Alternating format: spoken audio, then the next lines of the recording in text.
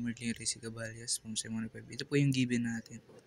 So para po makompute yan, kailangan natin ng z-table, which is ito. Hanapin lang po natin yung negative 0.09.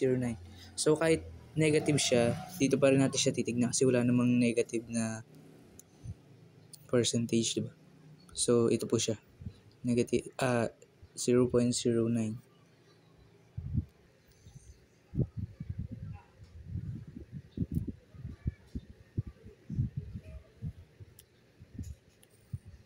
So, bali case 1 po ito ng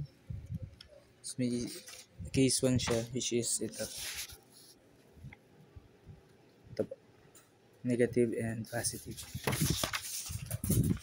Hanapin naman po natin yung sa may 0.08, which is 0.319.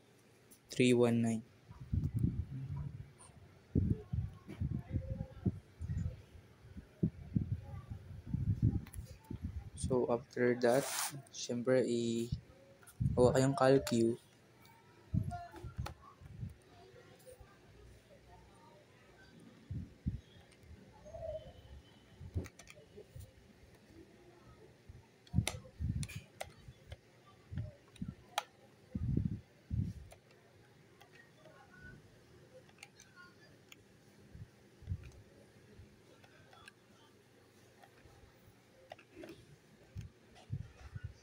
So, ito po.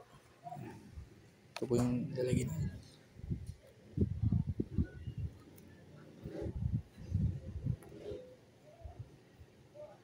Gagawin lang po natin siyang percentage, which is, ano lang po natin decimal to the right po. Magiging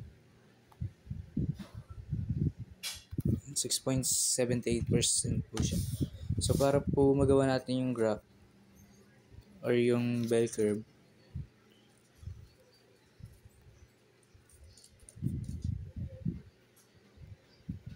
magano lang po tayo ng line.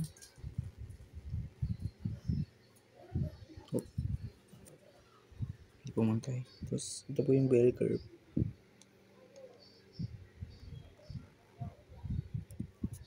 Tapos, lagyan po natin ng line dito.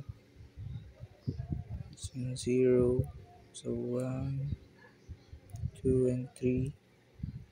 Negative 1. Negative 2, and negative 3. So, ang ipa-plot po natin dito is yung nandito po sa taas, which is yung negative 0.09 tsaka po yung 0.08.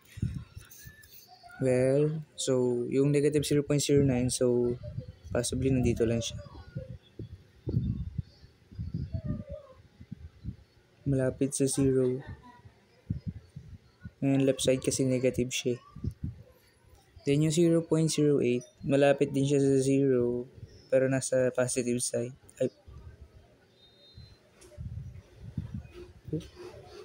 Tapos yun po. Tapos i-shade lang natin sila. Tapos this is yung 6.78%.